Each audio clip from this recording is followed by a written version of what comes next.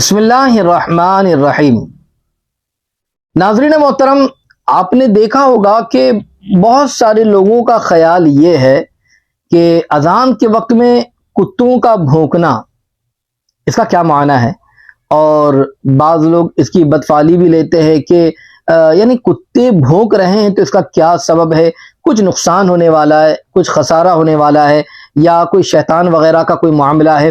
اس طریقے کی باتیں ہوتی ہیں۔ بعض گاؤں دیہات کے اندر اس طریقے سے بڑے بوڑھے جو ہے اس پر اعتقاد بھی رکھتے ہیں کہ جب اذان ہوتی ہے تبھی کتے کیوں بھونکتے ہیں۔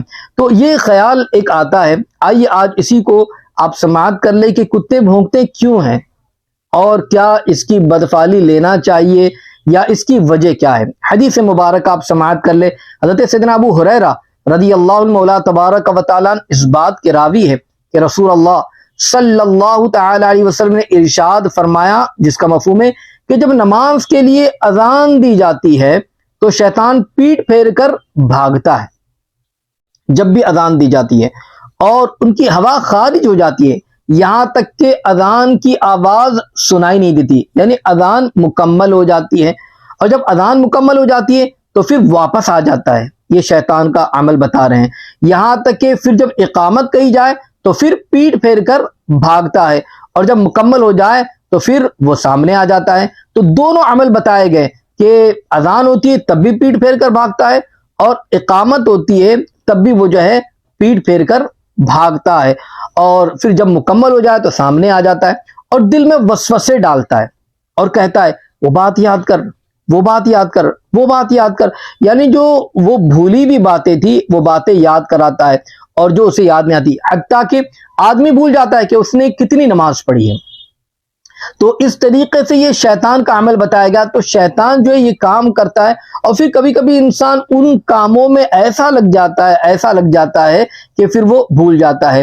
اور یوں بھی بتایا گیا کہ چونکہ جو جانور جو ہوتے ہیں وہ مخلوق کو بھی دیکھتے ہیں، جیسے ہم انسان ہیں، ہم ایسی بعض مخلوق ہیں ہم ان کو نہیں دیکھتے، مگر جانور ان مخلوق کو بھی دیکھتے ہیں جن کو ہم نہیں دیکھ پاتے ہیں۔ یوں ہی شیطان جو ہے وہ کتے شیطان کو دیکھتے ہیں، حالانکہ ہم نہیں دیکھ پاتے، مگر جو کتے ہوتے ہیں وہ شیاطین کو بھی دیکھتے ہیں، ان کے بھاگتے ہوئے دیکھتے ہیں، آتے ہوئے دیکھتے ہیں۔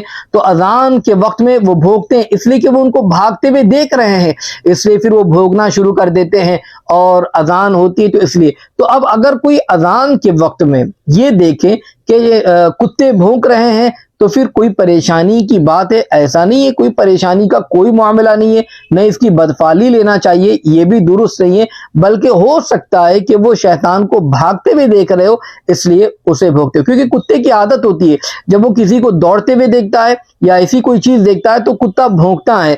تو فرمایا گیا کہ ہو سکتا ہے یہی وجہ ہو کہ وہ شیاطین کو دیکھتے ہو اس لیے بھونکتے ہیں۔ تو ایسے لوگ جو یہ خیال کرتے ہیں کہ اذان کے وقت ہی کتے کیوں بھونکتے ہیں، اس کی بدفعلی لیتے ہیں یا کوئی پریشانی کا معاملہ ہے، وہ اپنے خیال کو درست کر لے۔ اللہ عمل کی ہم سب کو توفیق عطا فرمائے، نمازوں کو ان کے وقتوں پر ادا کرنے کی ہم سب کو توفیق عطا فرمائے، آمین۔ السلام علیکم ورحمۃ اللہ وبرکاتہ۔